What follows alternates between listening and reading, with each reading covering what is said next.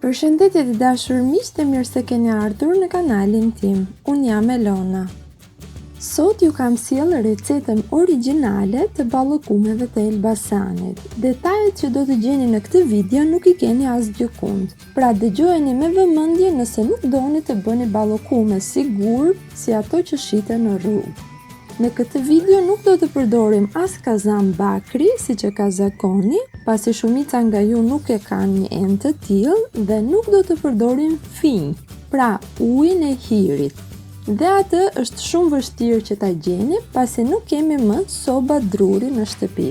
Edhe pse do të heqim dorë nga këta dy përbërës që e karakterizojnë përgatitjen e ballëkumes, do të bëjmë ballëkume të shkrifta, super të buta, pa bërë ndryshime në recetën origjinale, pa shtuar asnjë produkt tjetër, veç duke aplikuar teknikën e duhur.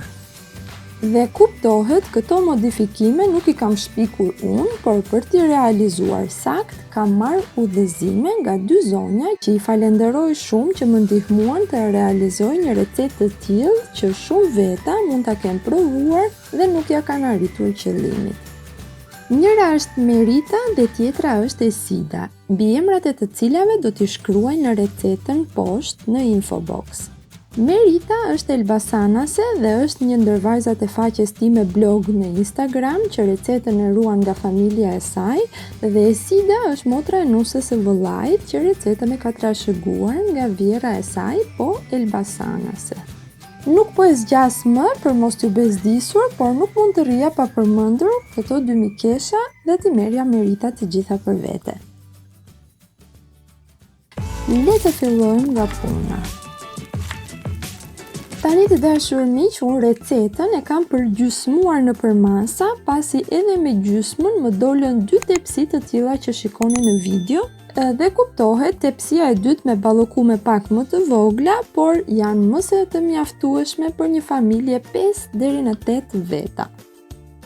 Si fillim mielin do ta sisim. Mirë është të merrni pak më tepër, sepse sipas trashësisë së miellit, I mund të përftoni më pak nga pjesa e situr.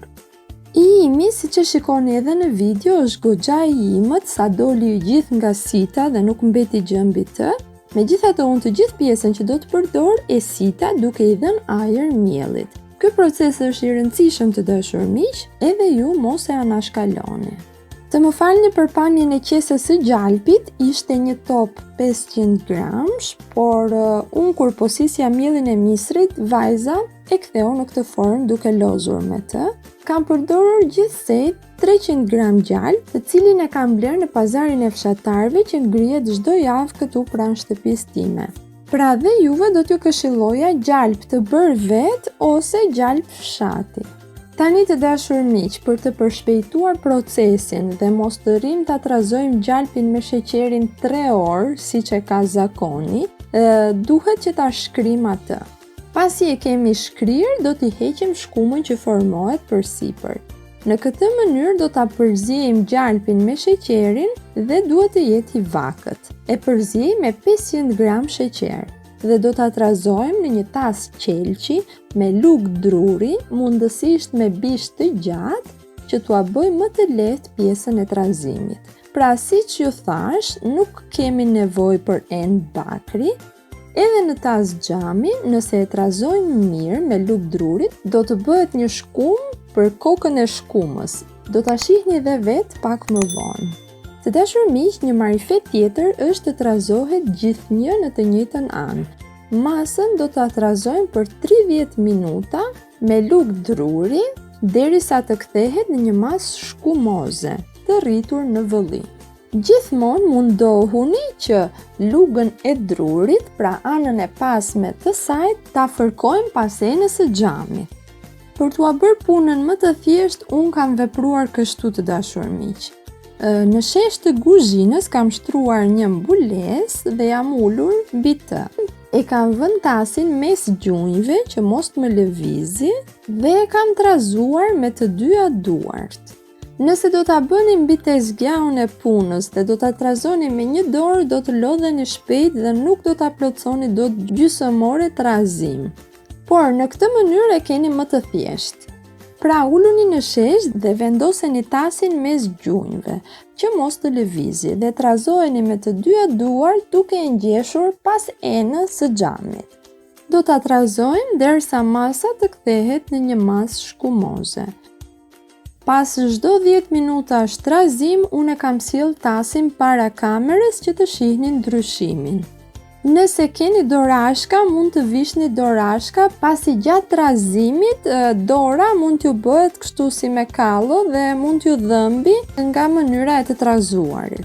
Kjo ndodh sepse nuk kemi mësuar që të trazojmë asnjë gjë kaq shumë gjatë. Pra si që shihni, duket shumë qartë se si ndryshon masa pas çdo 10 minutash dhe është kthyer në një masë më shkumoze dhe më e dëndur. Pas 30 minutash i thyejmë vezën e parë. Edhe vezët të dashur miq është mirë të jenë organike ose vezë fshati nëse keni mundësi. Pas çdo veze të thyer, masa do të trazohet 5 minuta. Gjithsej kam përdorur 4 vezë. I shtojmë një nga një dhe për gjithë secilën trazohet 5 minuta. Tashmë, edhe si që shikoni, masa është super shkumoze dhe është fryrë në vëllim, si kur ta kishim rrahur me mikser. Me mikser nuk këshillohet të dashur miq, megjithatë nëse doni ta provoni me mikser për mos të lodhur, ju a këshilloj ta provojnë ata që kanë robot të madh dhe që ka kokë me spatull. Dhe kemi ardhur në momentin ku gratë Elbasanase i shtojnë finjën. Finja është lëngu i hirit të dashur miq i kulluar, pra nëse keni prush dhe e zëm se doni që ta bëni sipas recetës origjinale, një pjesë të prushit, pra të hirit, e marrim më njanë, e vëmë në një enë dhe i shtojmë përsipër ujë të nxehtë. Dhe do ta lëm deri të nesërmen derisa uji të ketë kulluar kompletësisht. Kalohet pjesa e ujit mes një nape dhe përdoret vetëm uji. Do të përdorim gjysmë filxhani kafeje. Por me që ne nuk kemi ku ta gjejmë finjën, atëherë do të përdorim gjysmë filxhani kafeje qumësht. Nuk duhet të jetë i ftohtë, i nxjerrë nga frigoriferi, duhet të jetë qumësht në temperaturë ambienti. Për këtë arsye unë kam ngrohur pak në xhevze për ta normalizuar. Pra i shtojmë edhe qumshtin dhe e trazojmë shpejt për ta njësuar me masën. Dhe nëse keni ardhur deri këtu, për mendimin tim i keni bërë ballokumet, pasi tashti jemi në momentin që do të shtojmë miellin. Miellin e situr do ta shtojmë grushta. Pasi kemi hedhur pra një dorë, e trazojmë. Pasi shtojmë një dorë tjetër, e trazojmë përsëri dhe veprojmë në këtë mënyrë derisa masa të kthehet në këtë gjendje. Tani të dashur miq, t'ju them edhe diçka. Unë vërtet që për masat të gjitha i kam përgjysmuar, por nga lloji i rrahjes që do të bëni dhe nga madhësia e vezëve, mund që masat ju fryhet më tepër ose më pak. Për këtë arsye, gjysmë kilogram miell mua nuk më mjaftoi, pra masës time ju desh më tepër. Por mos u trembni, duhet të ketë një konsistencë, pra duhet të ketë një përbërje të tillë që ne ta marrim me dorë dhe ta vendosim në tepsi ashtu si top. Do të jetë pak ngjitës, por nuk do të jetë si kurabijet që nuk na ngjisin hiç në përduar, pra masa do të jetë pak ngjitse, por nuk do të jetë dhe në gjendje të atill ku mund ta marrim vetëm me lugë. Pra masa shkëputet me dorë në topa edhe pse na ngjit në përduar. Marrim topa ashtu si na i kap dora dhe i rendisim në tepsinë të cilën e kemi lyer me gjalp dhe spërkatur me miell misri. Këtë e bëjmë sepse ballokumet janë shumë delikate dhe kur t'i shkëpusim nga tepsia duhet të kemi shumë kujdes mos t'i thyejmë. Përdorim një nga ato spatullat që në përgjithësi marrim revanin dhe do ta fusim poshtë ballokumes me shumë kujdes për ta nxjerrë. I pjekim në furrë të paranxehur. Pra, nxeheni furrën në 160 gradë për 7 deri në 10 minuta dhe kur t'i fusni në furrë, vendoseni, caktojani temperaturën në temperaturën që piqni zakonisht kekun. Dhe do ta lëm me temperaturën që pjekim zakonisht kekun 10 minuta. Pas 10 minutash do ta ulim me 20 gradë. dhe e lëm kështu për 20 minuta të tjera. Pra në total do t'i pjekim 30 minuta. Përsipër duhet kenë marrë një ngjyrë të bukur në të artë, në të verdhë. Jo t'i bëjmë të kuqërremta fare. Kur i nxjerrim nga furra, nuk i prekim, i lëm të ftohet, se kur janë të nxehta mund t'ju thyen dhe thermohen shumë kollaj, sepse janë shumë të buta nga brenda.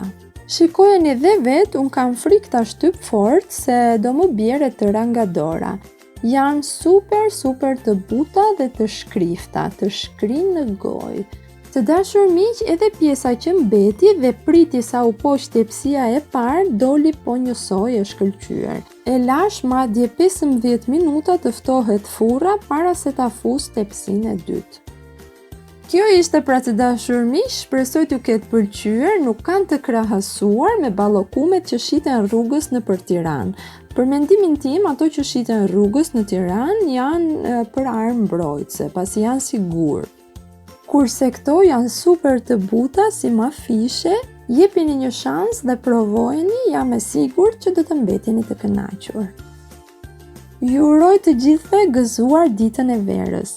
Era e mirë e kuzhinës dhe harmonia me njëri tjetrin mos qoftë kur mangët në shtëpitë tuaja.